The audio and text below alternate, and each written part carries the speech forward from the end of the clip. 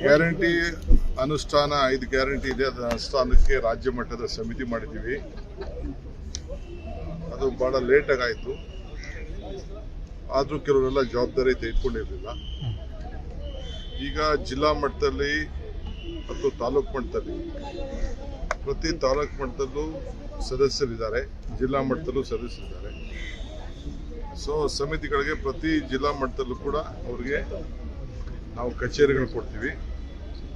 ತಾಲೂಕು ಮಟ್ಟದಲ್ಲೂ ಕಚೇರಿ ಕೊಡ್ತೀವಿ, ಅಸೆಂಬ್ಲಿ ಮಟ್ಟದಲ್ಲೂ ಕಚೇರಿಗಳು ಕೊಡ್ತೀವಿ. ಬೆಂಗಳೂರು ನಗರದಲ್ಲೂ ಕೂಡ ಎಲ್ಲ ಅಸೆಂಬ್ಲಿ ಮಟ್ಟದಲ್ಲಿ ಒಂದೊಂದು ಅವರಿಗೆ ಕೆಲಸ ಮಾಡೋಕ್ಕೆ ಒಂದು ಕಚೇರಿ ಕೊಡ್ತೀವಿ. ಅವರಿಗೆ ಸಂಭಾವನೆ ಕೂಡ ಕೊಡ್ತೀವಿ. 50,000 ರೂಪಾಯಿ ಜಿಲ್ಲಾ ಮಟ್ಟದಲ್ಲಿ, 20-25,000 ರೂಪಾಯಿ ತಾಲೂಕು ಮಟ್ಟದಲ್ಲಿ ಕೊಡ್ತೀವಿ. ಯಾರಿಗೆ ಸಮಿತಿಲಿ ಯಾರಿಗೆ ಅನ್ಯಾಯ ಆಗಿದೆ, ಯಾರಿಗೆ ಅದಕ್ಕೆ ಸೌಲಭ್ಯ ಕೂಡ ಸಿಗಬೇಕು, ಗ್ಯಾರಂಟಿಗಳನ್ನೆಲ್ಲ ರೆಕ್ಟಿಫೈ ಮಾಡೋಂಥ ಕೆಲಸ ಅವ್ರು ಮಾಡ್ತಾರೆ.